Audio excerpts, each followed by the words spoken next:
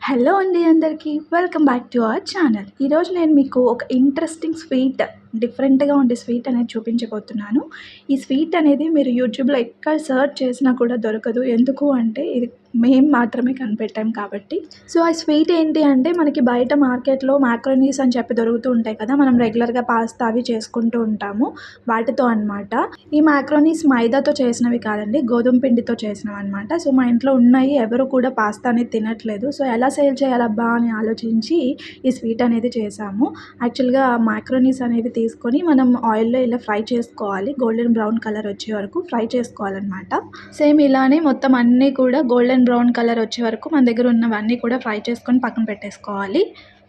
చూసారు కదా! ఇలా మొత్తం అన్నీ కూడా గోల్డెన్ బ్రౌన్ కలర్ వచ్చే వరకు ఫ్రై చేసుకున్న తర్వాత ఏం చేయాలి అంటే దీనికోసం మనం స్వీట్ చేయాలి అనుకుంటున్నాం కాబట్టి బెల్లం పాకం అనేది రెడీ చేసుకోవాలి.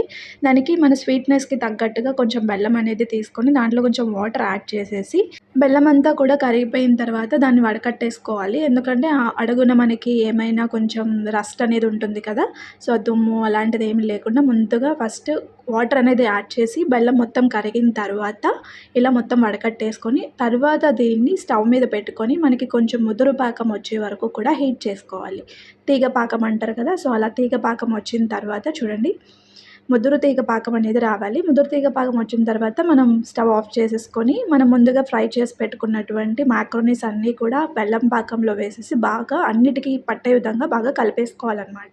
సో, బాగా కలిపేసుకోవాలి. బెల్లం పాకం మొత్తం కూడా మాక్రోనీస్‌కి పట్టేలాగా బాగా కలిపేసుకున్న తర్వాత కొద్దిసేపు దీన్ని పక్కన అలా ఉంచేయండి. బెల్లం అనేది ఆరిపోయిన తర్వాత మనకి కొంచెం పాకం అనేది కూడా కనిపించకుండా మొత్తం పట్టేస్తుందనమాట. డ్రై అయిపోతుంది. అంతేనండి. చాలా ఈజీగా మనం ఈ స్వీట్ అనేది రెడీ చేసేసుకోవచ్చు. బెల్లం కూడా హెల్త్‌కి చాలా మంచిది. అలాగే ఇది మైదా కాదు గోధుమ పిండి కాబట్టి పిల్లలకి కూడా హెల్త్‌కి చాలా మంచిదనమాట. చాలా ఇష్టంగా కూడా తింటారు.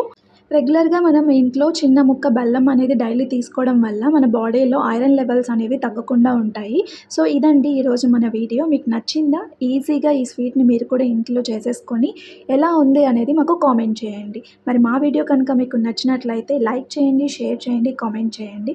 మరిన్ని ఇలాంటి ఇంట్రెస్టింగ్ వీడియోస్ మీకోసం మేము తీసుకురావాలి అంటే ఛానల్‌ని వెంటనే సబ్స్క్రైబ్ చేసుకోండి.